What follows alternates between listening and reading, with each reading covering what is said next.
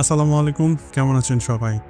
একটা cartoon show নাকি ভবিষ্যতের বিবরণ দিতে পারে, আর এই কার্টুন শো প্রেডিকশন করেছে এখন পর্যন্ত অনেকগুলো ভবিষ্যৎবাণী সত্য হয়েছে।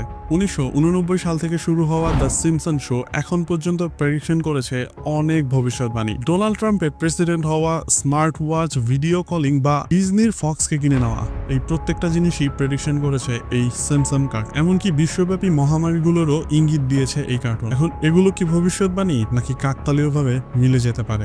আপনার কাছে কি মনে হয়? অনেকেই বিশ্বাস করেন সিম্পসন কার্টুনের যে নির্মাতা, তার কাছে হয়তো বা কোনো টাইম মেশিন রয়েছে, যেটার মাধ্যমে সে আগে থেকেই জানতে পারে ভবিষ্যতে কি হতে চলেছে। তার কাছে কি গোপন কোনো শক্তি রয়েছে, নাকি এটা নিছক কোনো সমাপতন? এই বিতর্ক এতটাই বড় যে মানুষের কাছে দ্য সিম্পসন হলো আমাদের আধুনিক যুগের নস্ট্রাডামাস। কিন্তু প্রশ্ন হলো, বড় বড় কন্টেন্ট ক্রিয়েটর প্লাস বড় বড় ইউটিউব চ্যানেলগুলো আপনাদের এতদিন পর্যন্ত যা দেখিয়েছে, সিম্পসন কার্টুন আমাদের বর্তমান সময়ের সবচেয়ে বড় ভবিষ্যৎবাণী প্রদান করতে পারে। কিন্তু আমি যদি বলি এটা মোটেও কোনো ভবিষ্যৎবাণী নয়, আপনার কাছে কি মনে হবে? আজ সেটাই প্রমাণ করে দিব এই ভিডিওতে। চলুন শুরু করা যাক।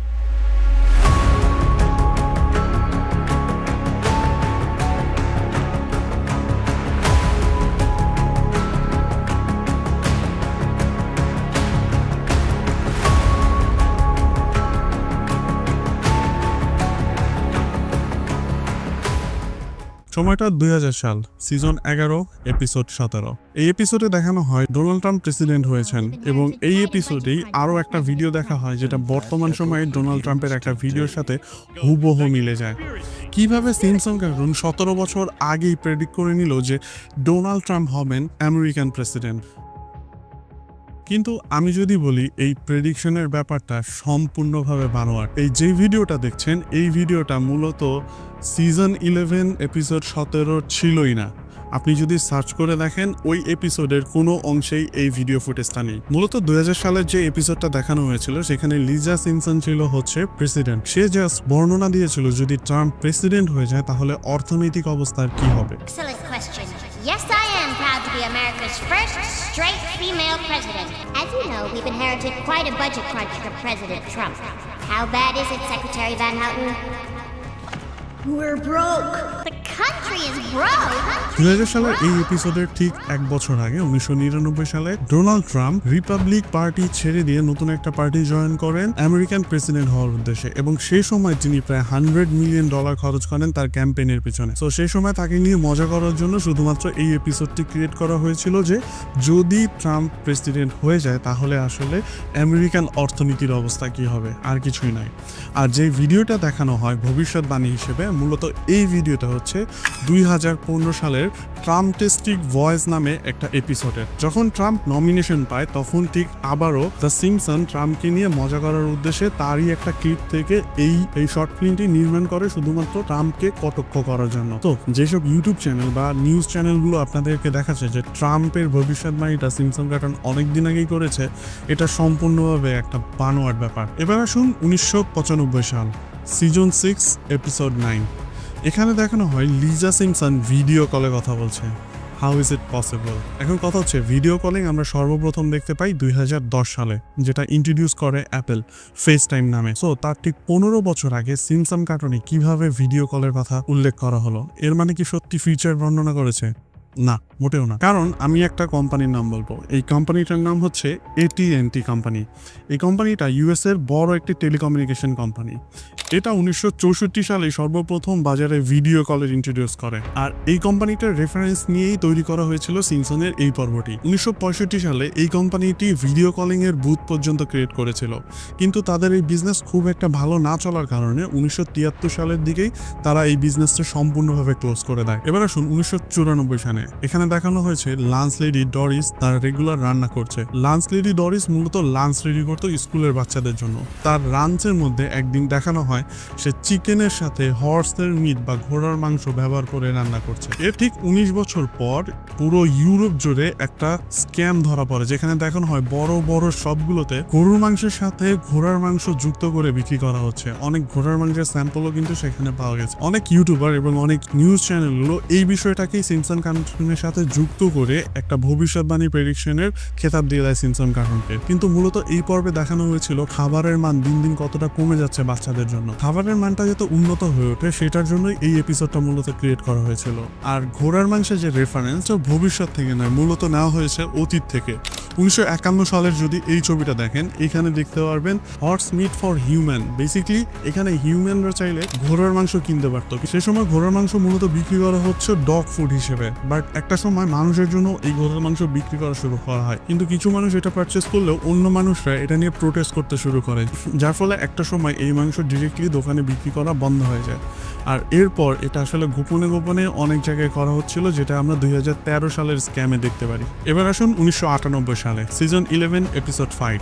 এই এপিসোডে দেখানো হয় হমার সিম্পসন একটা স্ক্রিপ্ট লেখে এবং এই স্ক্রিপ্টে নিয়ে সে একজনের কাছে গিয়েছে এবং সেই লোক তাকে নিয়ে যায় ফক্স স্টুডিওতে, যেখানে লেখা ছিল ফক্স স্টুডিও হচ্ছে ডিজনির একটি অংশ। এখন 1998 সালে সিম্পসন কার্টুন কিভাবে বুঝলেন যে ভবিষ্যতে ডিজনি ফক্সে কিনে নিবে? এটা আসলে মারাত্মক একটা চিন্তার বিষয়। কিন্তু না, এটা আসলে কোনো চিন্তার বিষয় না, কারণ এই এপিসোডটিকে লিখেছিলেন জানেন রিচার্ড অ্যাপেল, এবং এই রিচার্ড অ্যাপেল কে জানেন? তিনি হচ্ছেন ডিজনির একজন লেখক। শুধুমাত্র এই স্পেশাল এপিসোডটি কিন্তু তিনি লিখেছিলেন, এবং এই এপিসোডে তিনি জাস্ট মজা করে লিখেছিলেন যে একটা সময় ডিজনি ফক্সকেও কিনে নেবে। এর মূল কারণ ছিল ডিজনি রিসেন্টলি আমেরিকান পডকাস্ট কোম্পানিকে কিনে নিয়েছিল। সো এর জন্য তিনি জাস্ট মজার ছলে বলেছিলেন যে একটা সময় ডিজনি ফক্স স্টুডিওকেও কিনে নেবে। এটা জাস্ট তার নিজের মতামত ছিল। এবার আসুন 2007 সাল। এই এপিসোডে দেখানো হয় পুরো দেশের উপর পর্যবেক্ষণ চালাচ্ছে ইউএস গভর্নমেন্ট, যেখানে পাবলিকের সবকিছুর উপর নজরদারি রাখা হচ্ছে। আর এটাই প্রমাণ হয় 2013 সালে এসে। এখন তাহলে কি মনে হচ্ছে 5 বছর আগে আবারও প্রেডিকশন করে দিয়েছে সিম্পসন কার্টুন যে সরকার আসলেই প্রত্যেকের উপরে নজরদারি চালাচ্ছিল? কিন্তু আসলে বিষয়টা এরকম ছিল না। সিম্পসন কার্টুন মূলত প্রত্যেকটা সময় কি হচ্ছে সেই বিষয়গুলোর উপর নজরদারি করে তাদের এপিসোডগুলো কিন্তু তৈরি করতো। সো এইখানেও সেম জিনিসটা ফলো আপ করা হয়েছে। 2005 সালে নিউ ইয়র্ক টাইমসের একটা রিপোর্ট যদি আপনি দেখেন, এখানে বলা হয়েছে যে সরকার কি আসলেই সকলের উপর নজরদারি চালাচ্ছে? মূলত সরকারের উপরে অনেকদিন আগে থেকেই অভিযোগ ছিল যে তারা মানুষের উপর পর্যবেক্ষণ চালাচ্ছিল। আমেরিকার টুইন টাওয়ার হামলার পর থেকেই আসলে এই পর্যবেক্ষণগুলো চালানো হচ্ছিল। তো সাধারণ পাবলিক এই বিষয়গুলো না জানলেও সরকারের উপরে অনেক আগে থেকেই এর অভিযোগ ছিল। এটা জাস্ট 2013 সালে প্রমাণিত হয়েছিল, আর কিছুই নয়। তো এটা সিম্পসনের কোনো প্রেডিকশন না, জাস্ট কারেন্ট সময় কি কি প্রবলেম ঘটছে তার উপরে খেয়াল রেখে তাদের স্ক্রিপ্টে সাজিয়ে একটি এপিসোড তৈরি করা ছিল, আর কিচ্ছু নয়। এবার আসুন 2012 সালে সিজন 23 এপিসোড 22। এই এপিসোডে দেখানো হয়েছিল লেডি গাগাকে। লেডি গাগা এই এপিসোডে কিভাবে ডান্স করেছিল সেই বিষয়টাকেই মূলত এখানে ফোকাস দেওয়া হচ্ছে, কারণ এর ঠিক 5 বছর পর একই স্টাইলে লেডি গাগা তার একটি শো করেন। এখন মজার বিষয় হচ্ছে এই এপিসোডে মূলত লেডি গাগা নিজেই ভয়েস দিয়েছিলেন, এবং 5 বছর পর লেডি গাগা চেয়েছিলেন যে সে ওই কার্টুনে তাকে যেভাবে দেখানো হয়েছিল ঠিক সেইভাবেই তিনি এই শোটা করবেন। তো এটা সম্পূর্ণ তার নিজের চাওয়া ছিল, এটা কোনো ভবিষ্যৎবাণী ছিল না। 9/11 এর প্রেডিকশন 1997 সালের একটা এপিসোডে দেখানো হয়, একটা ম্যাগাজিনে 9/11 দেখানো হচ্ছে, বাট এটা আসলে মূলত এমন কিছু ছিল না।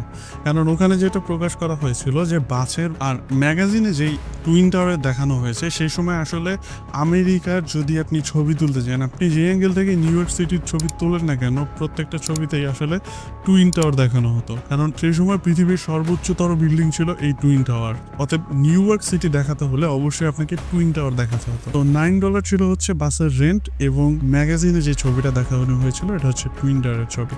সো এখানে কোনো 9/11 এর প্রেডিকশন করা হয়। সবচেয়ে মজার বিষয় কি জানেন? কুইন এলিজাবেথের ডেথ নিয়ে বানানো এই ছবিটা। এই ছবিটাতে দেখানো হয়েছে 1926 সাল থেকে 2022 সাল, যেখানে দেখানো হয়েছে কুইন এলিজাবেথের ডেথ, বাট এই ছবিটা সম্পূর্ণভাবে ফেক। সিম্পসন কার্টুনের কোনো এপিসোডে আসলে এই ফুটেজটা দেখানো হয়নি। জাস্ট কিছু মানুষজন যারা ফেক নিউজ ছড়ানোর জন্য পারদর্শী, ঠিক তারাই এই কাজটা করে এটা আসলে ছেড়ে দিয়েছে। তো যেটা বলতে গেলে ভাই এগুলা এডিট করা যায়। এমনকি ডোনাল্ড ট্রাম্পের এই ছবিটাও, এটাও ফেক। সো এইসব ফেক জিনিসের উপরে আসলে বিশ্বাস না করাই ভালো। আসলে সোশ্যাল মিডিয়াতে দেখানো সবকিছুর উপরে বিশ্বাস না করে নিজেও একটু রিসার্চ করতে শিখুন। আপনি জাস্ট যে কোনো কিছু জানার পর একটু নিজে সার্চ করে দেখুন, তাহলেই জানতে পারবেন পেছনের ঘটনাটা। সো আজকের মতো এই পর্যন্তই, দেখা হবে অন্য কোনো ভিডিওতে। ধন্যবাদ। Your testicles is more